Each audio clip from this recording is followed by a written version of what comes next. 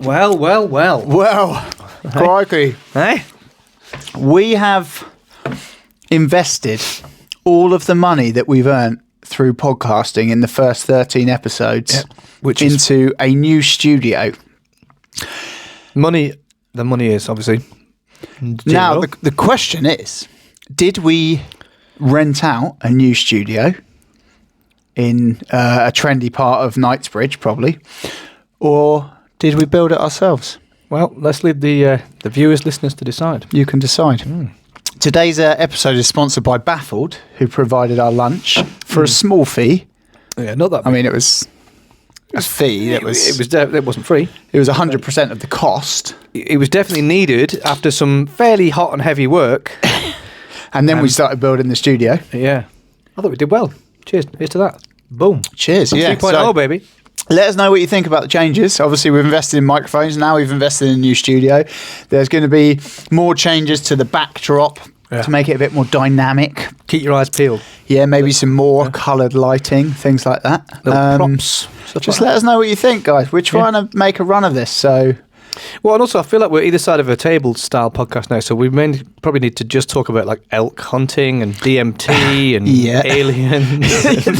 You know, we're still already talking about jiu-jitsu, right? Yeah, well, we can talk about jiu-jitsu, but conspiracy theory should come up. Jiu-jitsu should be the jumping off point for conspiracy theories at this point, shouldn't it? Yeah, that's just reminded me of what we didn't speak about on the last episode. Yeah. And I should have reminded you of. Yeah, but you were so deep into a fast that your brain was just going like, redlining. Which is fine. Assuming people weren't going to die doing a 4-day fast. They might have. There might be, but you might have blood on your hands. Blood on my hands, yeah. Probably. Well, thank God for the disclaimer. Yeah, you know? So home free. Send your lawyers, baby, because we disclaimed. Yeah. Just noticed we got the remote controls. Let us know if you want a different colour. We can flick through. Nice blue. What did we settle on? Medium of technology. I like the pink. Yeah, that's the pink pops a little bit, doesn't it? So, conspiracy theories.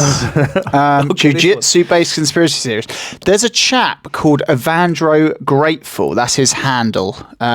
His first name's Evandro, Brazilian guy. He used to work at the Gracie HQ. Gracie, what do they call it with Henna and Heron? Sure. But he was an instructor, wasn't he? Yeah, he was one of their main instructors there.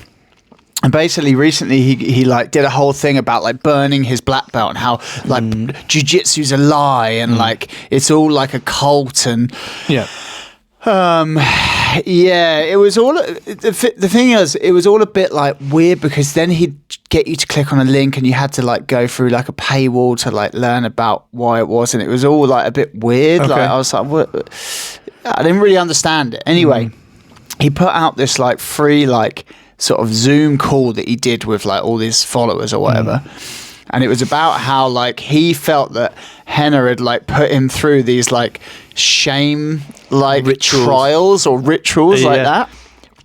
And then when he did what they asked him to do, like he came out the other side of it, and then he was getting invited to like, he says like weird like sex parties and things like that. Really? Like, I haven't listened to the whole thing. I didn't know that part. Yeah, like weird like parties and all this sort of thing. Like, and he only got invited after doing the shame ritual, which was him. This is what reminded me last week because I had the leopard print on. It was him dressing up as a mountain lion so they could do like a Gracie breakdown on the guy who like rear naked choked or killed a mountain lion that attacked him. Oh, that's the reason why. I didn't know that much. I just knew it was a mountain lion safety, self-defense-y video. Okay. And he had to dress up and he had to wear this like suit. I think it's a bit of like a sort of S&M style, furry. I saw some like pictures of it. It was just like, that looks so, and he's doing like, he's roaring and it's like. But the thing is, like, I would do that. I don't doubt that. I think you would as well. Like, it's just fucking funny, isn't it? Fucking about. But I got, from what I read, I think it sounded like Henna was really putting the pressure on him to do it. Yeah. And then they did, I think, again, from what I read, they did a further video where they were doing some, because I think he was resisting, and Henna was really putting it on him in the video, and like sort of squeezing a bit too hard here and there, and being a bit too full on, which I guess is maybe, you know, Henna's a bit like that. You know, he can be a controversial guy, can't he? So he's a full-on guy. Yeah, he's a proper caricature, isn't he? Yeah, I mean, there's that whole controversial kind of online presence, isn't it? I mean, then there's the whole thing with the expert witness. What's the fellow's name? Jack Greener. I can't remember the names, but the guy who I think he was sued his instructor. Yeah, and he said that he did do something wrong, and he got paid he got paid $100,000, and then the jiu-jitsu community was like in uproar about it, and then he donated it to charity. Yeah, it's like that's shady. Isn't it's it? A bit dodgy. Yeah, but the other thing that this Evandro guy was saying about was like, that he would like when they demonstrate, like he was sort of taking umbrage when they demonstrate like moves in class, like the instructor would like put it on like really hard, like and then you'd have to tap and stuff, and he's like, oh look, can you just like put the chokes on a bit like easier sort of thing. But I don't know, like as an instructor, like I always put on a submission properly in class. I'm not slamming it on. No. But if let's say we're doing a cross collar choke, I will put the cross collar choke on and the person will tap and then I will stop. I'm not trying to choke them up, but I'm demonstrating that actually this is how you do it properly. Yeah. Which is important, isn't it? It is important because unlock my car. Carry on. Sometimes like you're going to do things and like you're maybe not quite getting the details wrong and it's not working, but you're just doing it for demonstration. Yeah. But you don't realise that it's not working properly. Yeah. And then your students are not getting it right, and they're like, "Oh, I can't get that guy to tap," and the other guy's like, "Yeah, it's not on." And I don't know. I don't know. I thought that was a bit like. I think you need that from both ends. You need to be able to know how to complete, and you need to know how it feels. Yeah. But maybe I don't know. Maybe there's the intent with the issue, like the intent behind, like I'm pissed off with. But that's kind of how you interpret it, though, isn't it? Maybe, yeah. I mean, there is intent, obviously, and I'm not saying like we're getting into like victim stuff and like. Totally. But when I was listening to it, I thought there probably is a bit of weirdness going on there, but also I think he was being a bit sensitive to some of it. But I don't know about the whole shame ritual stuff and then getting invited to like the weird sex parties. I mean, what do I have to do to be invited? I'll dress up. Yeah. I'll put on an outfit. What do you want me to dress up as? Well, yeah, we've already got one for the episode 21, haven't we? We've got that one locked in for the... Maybe we can start our own shame ritual, episode 21. Well, it should be the opposite. It should be like some celebration ritual of some sort. Steve's inviting me into a shame ritual. I am being pressured into a shame ritual. You're feeling triggered right now? Yeah. Cool, that's the official statement. Do you like the sound of... I feel like this footage is going to be used in court soon. Do you like that? Do people like the sound of crunching and like the swallowing of the meat? Swallowing of meat. Let's move on. Let's swiftly on. We got some questions. Go on, hit me with them. I can't remember them. My dad's ringing. Sorry, Dad. I'm busy. I'm in Knightsbridge doing a podcast. Sorry, mate. Yeah. I've actually forgotten all the questions, and we haven't written them down. Great. Okay, so try and make them up. What was the one about the fight one? So would you rather? There was a sensible question from young Will. Thank you for your question. Thanks, Will. And it was, do you have any pre-match / competition rituals? Which we've kind of answered before, I think, haven't we? But it's an interesting one. I think I said I like to shake the person's hand. Oh, you mean literally just before you? Well, I guess it could be leading up to it, or. Yeah, I like to shake the person's hand, but I don't. I've said this before. I don't like to kind of like interact with them too much. I like it. I like to have a chat, a bit of banter. We have a laugh. We're chilled. Then I feel good. Okay. I think it just takes me a little bit longer to get into that game mindset. Like I've said before, and I struggle to kind of just switch it on. So I kind of have to build myself up to that. So if I'm there trying to be nice to him, it's like I feel like I lose a little bit of an edge. Yeah. In my mind, at least. Yeah, I can understand that. Yeah, but then I find afterwards, great. Or even sometimes in the match, like I think one of the 12 months ago, I think I did one, and the guy poked me in the eye. It wasn't like a bad one. He sort of apologised. I was like, yeah, cool, in the middle of the match. There's like... Do you know what I mean? Like you can be nice in the middle of the match, but I just think, for me, that the leading up to the actual match, I kind of almost, I don't know. I just don't even want to look at them too much. I just want to get on the mat and just do it, so as to not get in my own head. I guess that's the motivation. Yeah. I don't know about you, but whenever I go to a competition, the biggest guy with the with the biggest cauliflower ears who looks terrifying. I'm just like, well, he's in my division, isn't he? Yeah, That's my opponent. yeah. I'm gonna die. not so bad like that now, but that was how I used to be. Yeah. And then, once you actually line up against, you look and you think, oh, they're just like me, actually. Yeah. But when you're walking in, you're like, oh my God, like that guy. But the guy you're looking at is in the like over 100 kilo adult division. Yeah, He's like literally 15 years younger than you. 20 kilos heavier than you, and you're just well, that's my guy. That's it. I'm going to die here today. There's also like I think in the adult Also, he's division, probably a white belt, yeah, totally. and actually, you probably could beat him. Yeah. I think also that like there's a difference in I've noticed in the adult division to the masters division. When you're in the adult division, there is going to be a contingent of people who are semi-pro, that there's a chance age-wise they could make a career out of this. So some of them are trying to climb the ranks. Yeah. When you get to masters division, no one's going to be making a career out of it. Those days are gone. Yeah. So I think that edge is kind of gone. Yeah. People are doing it's a hobby, and people are doing it for fun. Even if they might be instructors as well. So it's important, but they've like dialed down that intensity, and it's like we're just having a good time. Totally. Like, it's going to be intense on the mat, but and also shake hands and like make a new mate. Yeah, totally. And you add in the fact that there's a little bit more chance of injury. So you're not going to get two people in the masters division smashing into the table like you do sometimes in the adult division where they're just trying to take each other's heads off. Yeah. I mean, that's entertaining to watch, but it's just a different vibe, isn't it? Yeah, it is. Yeah, it's very different. But yeah, for me, I don't really have any like particular like rituals and things. I just try and eat a breakfast or a lunch like the same as I would every day. To be honest, I don't really like eating on competition day. Like, I'm not that hungry.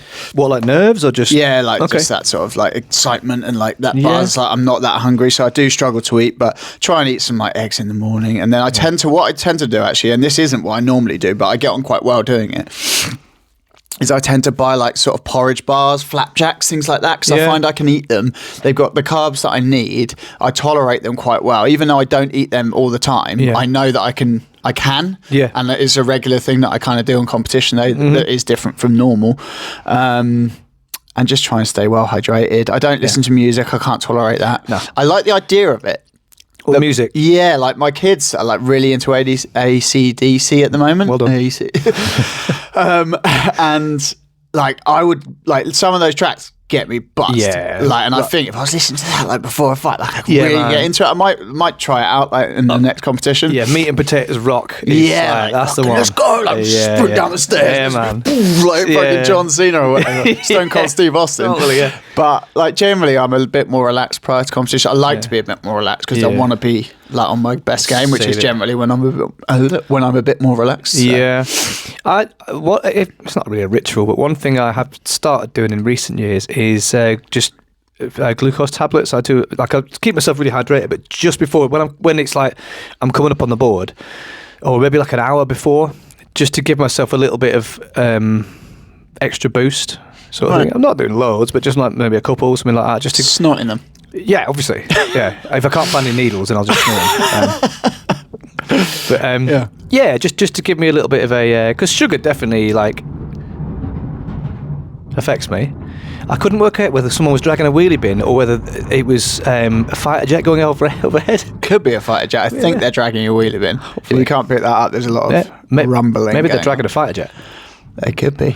They could be. But the glucose tablets for me is probably something that I've started employing a little bit. You know, then it did work. Like last couple of competitions, it definitely gave me a little bit of a mental edge. Hello. Hi. We're back. An unscheduled stoppage. Sorry about that. It meant that we managed to get the questions so we can actually properly answer all the questions because they're quite in depth, and I wanted to make sure we got the right wording so that we can answer it correctly. Absolutely. Before we carry on though, I will say these sandwiches from Baffles are absolutely banging. Absolutely banging. If you live in Portsmouth or in the surrounding area and you haven't been to Baffled and had their meat in bread, it is meat in bread, unparalleled. Well, they is it inbred meat? Is it? Okay. I mean, either way, it tastes great. I don't know what makes meat taste good. Incest, but maybe clearly. Incest is what makes meat taste good. Salt beef with a pickle as well. It's a Reuben sandwich. Actually, funny story. 2 days before our first son was born, Reuben, we were going for a walk because we were like trying to walk him out. And we stopped off and went, there's a new coffee shop. Like, let's go in there and we'll just have a little, cake and a coffee. And we were looking up at the board, like looking at what they had, and they had a Reuben sandwich, and we were like, and we looked at each other because we were thinking about the name Reuben, and we had a few like sort of, and we were like, oh man, like that's a sign, like I think like, we should do Reuben sort of thing. And 2 days later he came, and then the next day, because we were mental and we had no idea what we were doing, we went down there and had like the Reuben sandwich and like introduced them to Reuben, and I think that was only like a week after they first opened. Right. And so like the people that run that, every time we get that, like, they know Reuben, they know us and stuff, and it's nice. That is sweet. And they're like, oh, when new staff start, they're like, oh, you the guys who named your son after the sandwich, and we're like, it wasn't quite. I was just gonna say, I can imagine Reuben at like 18, be like, Dad, what did you think of my name? Well, you don't have to sandwich some. You've tried the meat, right? yeah. He'd be gutted until he tries the sandwich. He'd be like, that's just so. It's like fair play. I get it, mate. I get it. Yeah. Right, let's move on to another question. We've got some good ones. I want one of the weird questions. So the weird one straight away. Would you rather fight a gorilla or 25 15-year-olds at once with no weapons? I mean, let's be frank. Either way, you're probably going to die. You are going to die. But I think I would definitely rather fight 25 15-year-olds. If I could use your kind of slightly Spartan thing, going back a few podcasts, of funneling them into a narrow corridor and taking them one or two at a time, you could take a gorilla in any situation whatsoever, you're going to die. Has it got like the size of the 15-year-old? No, this is the next point I wanted to make. It's like some 15-year-olds are fucking massive. Well, they're mid-puberty, right? Or like some of them are on the end of, like, you know, whatever. Yeah, I mean, I've rolled against some 15-year-olds when I was a white belt, and they just ragdolled me. You know, it's and I'm sure there's plenty of 15-year-olds now who are, you know, imagine you go to like the under 15s England rugby camp. That's what I mean. Like, oh hi, yeah, 25 of you. No thanks. I mean, but still, I think I'd rather that than a gorilla. Can we just clarify what a gorilla is? It's a big, like a silverback. Yeah, big primate. It's not just a monkey. Yeah. What is a gorilla? I'm having a mental block here. Okay, sorry. Yeah. It's not just a monkey. No, a gorilla's an ape. A gorilla is the big fuckers, the big like the silverback. Yeah, big, yeah. What is a silverback gorilla? Are there other types of gorilla? I believe so, yeah. The silverback is, again, I'm not an expert on gorillas or animals per se, but from what I've been led to believe, the silverback is so named because it's the dad of the group, and when they get older, the hair on their back goes grey. Okay. So they call them a silverback, and they are the leader of their little group or whatever. I think a group of gorillas is called a band. Okay. Correct me if I'm wrong. Which is where the term comes from. Again, I'm not an expert. I don't know that for sure, but I believe that to be true. Right. But there's different types of gorillas, I believe. There are mountain gorillas that obviously live in the mountains, but there are other types of gorillas too that I don't know the different. Like most animals, there's various different sort of species or breeds or whatever of gorilla, but they are largely considered to be the biggest of the primates. Yeah, I think they're fairly friendly though, aren't they? They're sweet. Like, they've got massive jaw and stuff, but they don't eat meat, do they? They don't eat meat. They're very sweet until they feel threatened. And I think obviously any animal, right? Yeah. But I've seen various videos where and I think they have like one of the strongest bite forces in the animal kingdom. Again, this is all information that I've gleaned from like Attenborough videos. It might all be mashed in with other things. But they're very, very strong, obviously, and very powerful. Yeah. And if a gorilla was in a fighting mode, it'd probably just tear you apart. Tear me in half with its bare hands. Yeah. Whereas I don't know any 15-year-olds that could do that. No.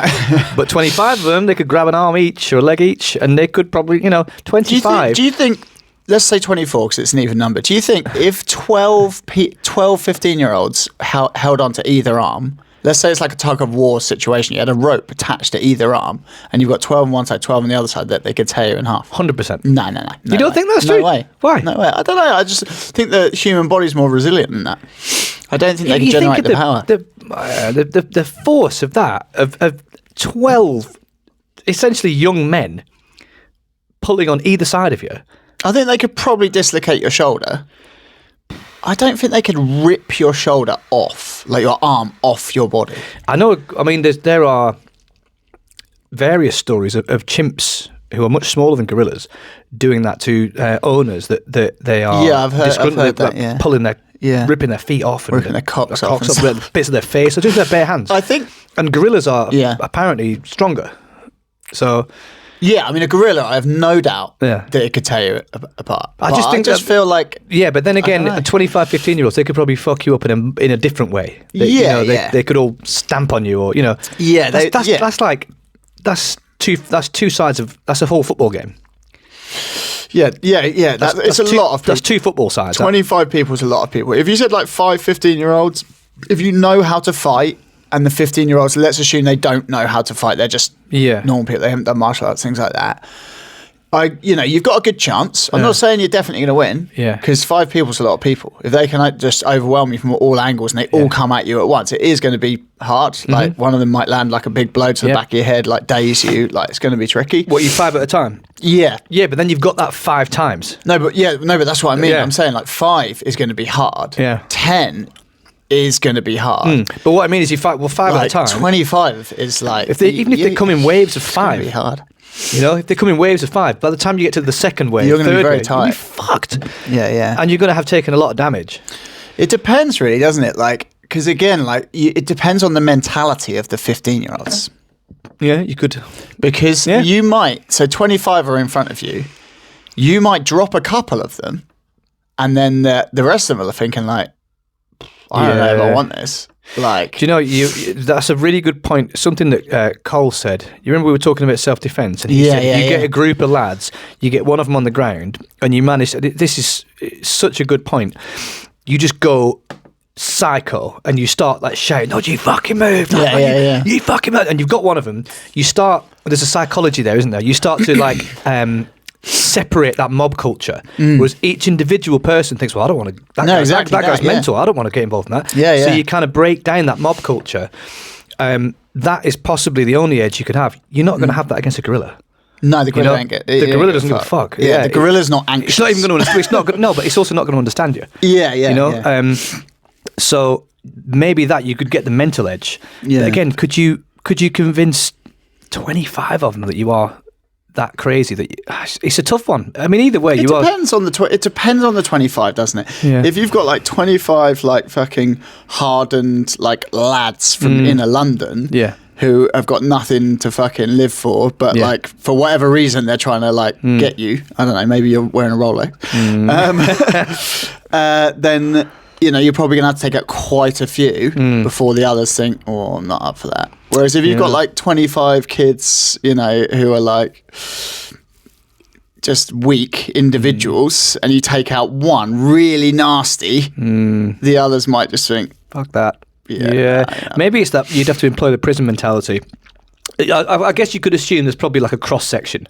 There's going to be some that are bigger, that are a bit more advanced. You need to take out the biggest big lad out, and you need to do it bad. Yeah, it needs to be bad. And then look at the smaller guys. That's shocking. Yeah, take the big lad out, and then get the mental advantage. I guess that's the closest we could get to a definitive answer. Yeah, is 25, 15-year-olds, but use prison rules. Yeah. Take out the big lad and then hope for the best. And do it as bad as possible, so the others are second guessing whether they want to get involved. Yeah, definitely. Yeah. Again, none of that will work against a gorilla in attack mode. I think you're just going to get fucked up every way. Have I got a weapon? No, it says no weapons. Yeah, no, you're fucked. Yeah, totally. You're fucked. Let's get the second question. Oh, yeah, sure. I'm going to check this is recording. Here we go. Ding. Wonderful. Yeah, the other one was the pre-tournament match rituals. That's all I got. No, there's 2 more. Oh, is there? Okie dokes. Oh, yeah, okay. It hasn't downloaded. What's your opinion on gyms promoting fighters that do strictly no gi? I'm going to let you answer this while I smash some of this sandwich.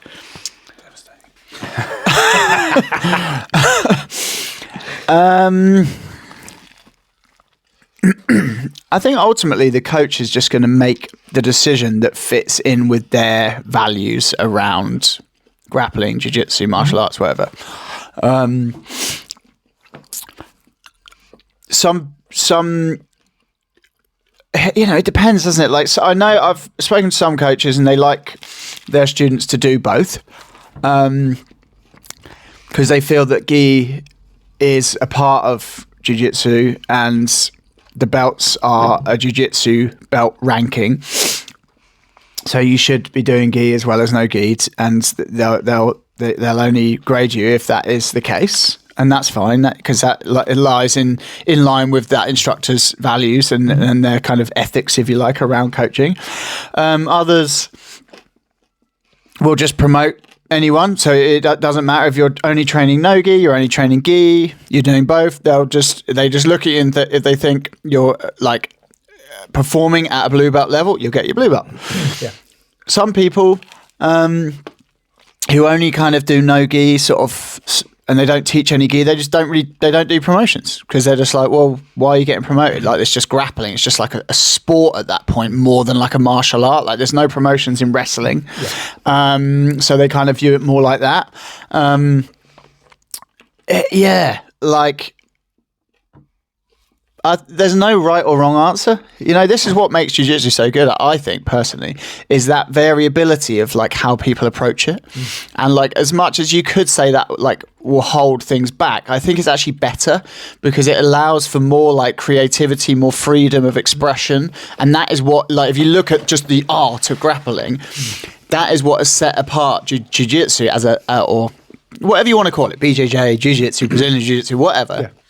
Submission grappling, the current sort of approach of just like, let's just take everything that's good and like incorporate it. That's why it's a better martial art, like martial art versus martial art, than judo, sambo, karate, whatever other types of grappling art. It is the best grappling art, and it's less vis-a-vis the best martial art.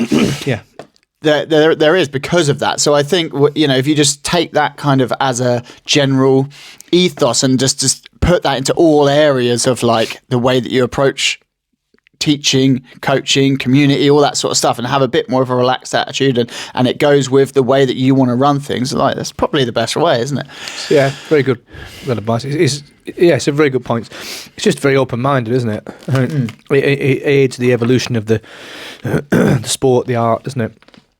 Being too rigid keeps things in a box, doesn't it? You know, it's like any martial art is a creative endeavour. It's an art, isn't it? And which should allow for interpretation, even within running a school. I love the fact it's growing and evolving, and I love the kind of ride we're all on. New meta, new data, new ways of doing things. I think it's really interesting, and it's nice to sort of take these things on board and sort of, you know, without being too dogmatic. Is that the word? You know, where you just kind of like, well, this is the way, and this has always been the way, and this will always be the way. I think it's just it can be quite closed-minded, can't it? You know. So yeah. How old were you not how old were you? Sorry. How far were you into your jiu-jitsu when you sort of started doing no gi? Did you do gi for a while, or did you do a bit of both to start, or? When I went to Andy Roberts after like a month of jiu-jitsu, they had one no-gi class a week on a Wednesday. Right. So it was, gi all the other times, no-gi on a Wednesday. Maybe there was no-gi on a Saturday. I don't think there was. I think there was just one no-gi class on a Wednesday. But it was always like one of the best classes of the week. It was always really busy. Yeah. Like, there was always wrestling rounds, like situational like rounds. Like, it was one of the best classes of the week, and that was slightly before, like, just before like Metamoris, and just before the sort of super fight show started. And then they started, and then like, Eddie Bravo Invitational popped up, like Polaris popped up, all these other things started popping off over the next sort of 3 to 4 years. And I think those shows really boosted no-gi up, like, and the leg locks came in, and just, it's all just sort of run from there, hasn't it? Yeah. But yeah, when I started, it was sort of the tail end of the no-gi being like the afterthought. I think, like, correct me if I'm wrong, I might be wrong about this, but I think in Brazil a lot of the time, like, people would train no-gi like in the summer months because it was just too fucking hot. Like, that, so they would do a little bit of no-gi and things like that. And then I think that combined with like American wrestling, like, and people coming through that avenue catch wrestling, people coming through that avenue, and other sort of like no-gi based grappling arts is sort of amalgamated in what we sort of have now, I guess, and just the popularity in it just seems to be more popular, doesn't it? Yeah, that makes sense. I mean, Christ, imagine just regularly training in a heavy gi in Brazil in the summer. That's why when it's hot, and I try not to complain when it's hot. Yeah. Like, and when like the heater comes on, like we have a heater at the gym, and it will just like start kicking in, and you're like, fucking hell, and like it might be like not that cold, and then suddenly it's like like heat and you're like, oh my god. But I mean, try not to complain, because I'm like, it could be worse. We could be in Manaus. Yeah, man. Oh, crazy. I mean, it's great in the winter, obviously. It's great. Yeah, we're well lucky. But yeah, I know what you mean. Yeah, I'm the same. It's try and just remind yourself this is not hot. This is not, even when it's belting outside, it's like it's not that bad. Nothing like. So, I mean, for me, I was probably training for probably 8 months to a year before I did my first no-gi class, and it was more just partly because of my time schedule not allowing for whenever the gi classes were, but also I think I just wanted to get good at gi first. Do you know what I mean? And just try and have one thing that I'm trying to get good at. And then I went into, and obviously straight away I jumped in. I was like, oh man, all those handles that I had, all those collar chokes and stuff, I can't use anymore. So I'm going to have to use a lot more scrambling and as you do, a lot more, a lot more of that sort of thing. But then obviously, as we all know, there's distinct advantages. You can kind of pull out stuff when you're both sweaty, and there's less friction, and there's distinct advantages and disadvantages to both. Yeah, I think I was all in on the gi for a while. I think it's just because the gi itself was like, as a white belt, was just overloading me with like, information. I think it was just a lot more options. Yeah, and it was slightly a conscious choice, but slightly just I'm just going to get on with this for a while and see how I get on. But I love both for different reasons, really. Like I'm sure we all do. I love both, but I'm way more down the rabbit hole no-gi at the moment. Yeah, I think I am. And it was for such a long time. It was the other way around. Yeah. I was a gi guy who did a bit of no-gi, but now I definitely enjoy. I don't know. I do enjoy gi though. I do enjoy the collar chokes and use the all the stuff. I love a bit of worm guard. All that kind of stuff. It's I do like all that too. But I think if I had gun to my head, if I had to choose, I'd choose no-gi. I would. Yeah. It's. Yeah. I find it less impactful on my body. Yeah, like you've said before. Like just knackers my hands and like joints and things like that. And you know what? Like, obviously, catch wrestling is like a British style of wrestling. Yeah. And I feel like obviously we're in the south of England, so there's not as much influence down here. It's more of a northern English thing. Yeah. You're from up north. But I feel like we need to sort of pay homage a bit more to that and like try and sort of observe that part of our culture, because it's important, isn't it? Do you know what I mean? From like a historical sort of element.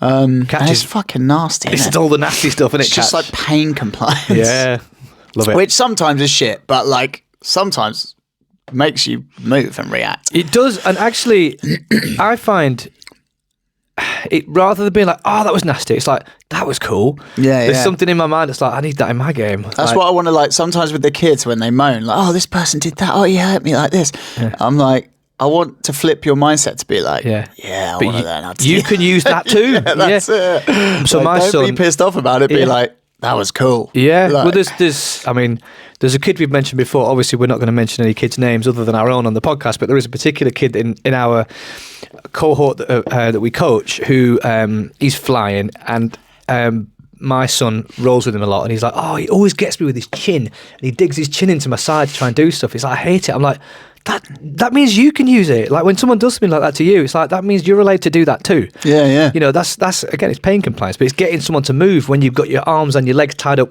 somewhere else. It's like again, you're flipping your mindset. You're just changing your perspective and thinking, that hurt me in that moment, but that's a really good idea. Yeah. Definitely. Che, I love rolling with Che for that reason, because virtually every roll he'll do something. I'm like, ow, that really hurt. The elbow in the spine. Yeah. What did he do to me the other day? I think I told you that. He got me and he tried to get me in a mother's milk, and I was defending, and then he waited until my head turned, and he grinded his gi. So it's like my top lip got pulled right up here, and I moved in the way he wanted me to move, and then it was like, that sucked in the moment, but I was like, I'm having that. I've since used it on various people, and it sounds like a proper crossface. The crossface in catch wrestling is a little bit kind of differently executed than a crossface in jiu-jitsu. Yeah, well, he was in mount, and it was like literally he just shoved his chest at me, and it was obviously more of a gi thing. So he shoved his gi and like grinded up against my face, so much more so that all of my skin just moved further up my head for a moment. Like, fuck, but awesome at the same time. You know? That's a good one. All right, so gyms and no gi covered. I've got to do a bit of a download because the signal in here. This last one, I think, is similar to one of the ones we've already answered, but there's a slight difference. So it's okay. Apologies in advance for any vertically challenged people, I guess. I don't know what the term is, the correct term, but apologies in advance for any people who are triggered. So trigger warning, disclaimer, we're sorry in advance. This is not a question. This is obviously a question that's not from us. It's from somebody else who, I guess, for safety really purposes. like you got laying down the groundwork on this. Got to do it. What's it going to be? Who's going to be offended? Find out. Stay tuned. Are you ready? We're going to a commercial break. We'll be back after these messages. How many midgets? Sorry, could you? That is a technical term. Yeah. How many midgets could you fight off at once, survive for 10 minutes without getting taken down? / survive for 10 minutes. Oh, / survive. Okay.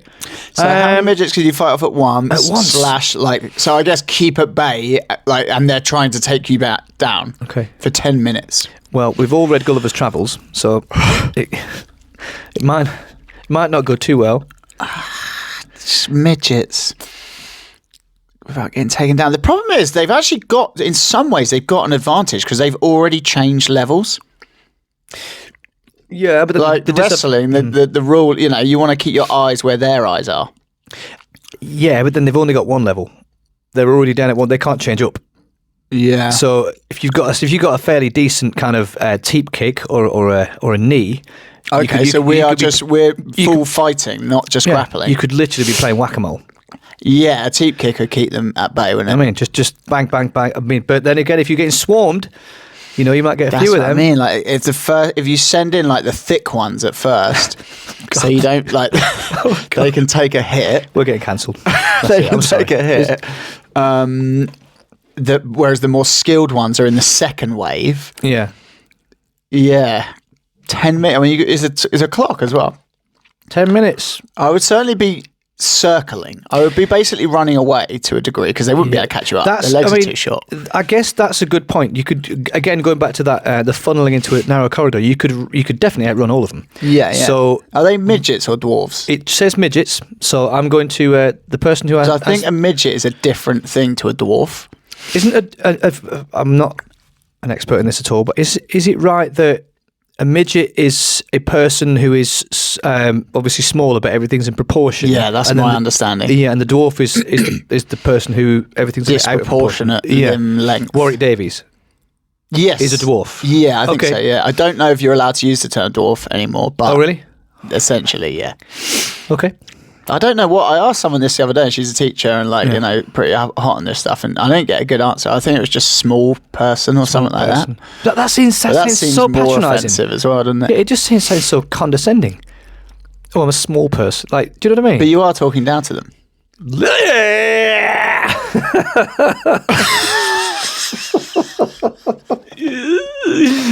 Oh God. Well, we killed it at episode 14, guys. We made it. We're bowing out now. It's a tricky one, isn't it? I think teep kicks, that's going to keep them at bay. But then if one can just take the kick and the other one can get it, because throwing kicks out, from a sort of MMA perspective, leaves you open to takedowns. Yeah. Do you know what I mean? Definitely, yeah. And if there's more than one, it certainly does. Because you throw the kick out to one, there's another one coming in from the side. You're not well balanced and you're not in a position to be If they jump on your shin and start pushing the shoulder in, then like a low single. yeah, because they're not going to get the leverage any higher than that. Are these dwarves / midgets? Have they got any wrestling experience? Well, that's the key. Okay, so there's no information on that. So let's assume maybe 50%. No, so let's say they've done like a year of jiu-jitsu. So that not loads of takedowns, but they've done a bit. Their takedowns are probably shit, but like they understand how to do a single and a double. Yeah. It does say at once. So this it's a bit of a misleading question. How many midgets could you fight off at once? So are they going to chuck you in there with 5, and then if you can do that, they'll chuck you in with 6, and if you can do that, they'll chuck you in with 7, or is it just like 30 of them, and then they're counting the amounts? You know those like weird games on the phone where you have to get like a pack of people like through like an assault course, and the pack like gets bigger and bigger. I see it kind of like that. Okay, yeah. Like if you're doing well, maybe they're just like expanding, they're just multiplying. Okay. So what number would you think it'd start with? 3? Yeah, I feel pretty confident I could take 3 on. Yeah, and take them out. Yeah, easily. Because the first one you could just pick him up and launch him, and then the other out of the arena, and then as your arms are otherwise engaged, the other 2 could take your legs, and then but then 4, and then I reckon at a push 5. I don't know if they've got. Say 3 out of the 5 have got grappling experience. But the thing is, because you can move so much better and you're much faster, more leverage. You would be able to do that thing where you sort of circle and keep them in a line, and you just be able to take them out. Yeah, absolutely. I think I could probably take out 10. You reckon? Yeah, 10 little people in a small persons. We could sort of test this out by lining up like 10, 12-year-olds. Yeah. I mean, you get into... But they're a lot weaker, though, aren't they? Yeah, this is the thing. That these are going to be 10 they're men. Thicker, aren't they? Yeah. Physically thicker. Thicker, mate. I mean, I wouldn't be surprised if the Russians are already doing this. Well, Eddie Hall took on 2, didn't he? Were they midgets or were they normal sized people? If Eddie Hall took on 2 midgets, Jesus Christ. I'm sure I've seen a video where someone's fighting 2 midgets. I think the Eddie Hall was 2 normal sized... Two non-vertically challenged persons. Yeah, what is normal, Steve? I don't know. I'm sorry. Say you're part of the problem. I am part of the problem. Yeah, I reckon I could take on 10. 10 midgets at once, 50% of which have grappling experience. For 10 minutes, and I'm not getting taken down? Well, no, it says fight off. So fight off, I suppose that means like surviving, doesn't it? I feel like I feel like fighting them off and surviving for 10 minutes would be easier than in a grappling context not getting taken down. I suppose if you were fighting because you them can't off, strike them in grappling, so you'd have to like either run away or like engage them in hand fighting and kind of keep them at bay. I don't know. No, I think 10. If you're fighting them off and you're just surviving and you're not trying to like take them out, you could grab the first one and then just spin round. Use the first midget as a weapon to take out the rest of them, and just do that for 10 minutes. When you get dizzy, just change direction. Yeah. That's legit. And you could probably do that against more. You might be able to get one in each hand. Yeah. Exactly. Use the first 1 or 2 as weapons against the rest. That's great. And it reduces the number that you have to take out. Absolutely. As long as you've got good grip strength and you don't get dizzy too easy, boom. There you go. You heard it here. Simple as that. Yep. If you find yourself in that situation. Yep, do that. Windmills win. Windmill for the win. Look, I think we've probably nailed it. No, we've done that one. Hang on, let me just double check. I think that is it. That is it. Look. Here we go. We're done. Thanks, guys. Look, I hope you like the new studio. Like and subscribe.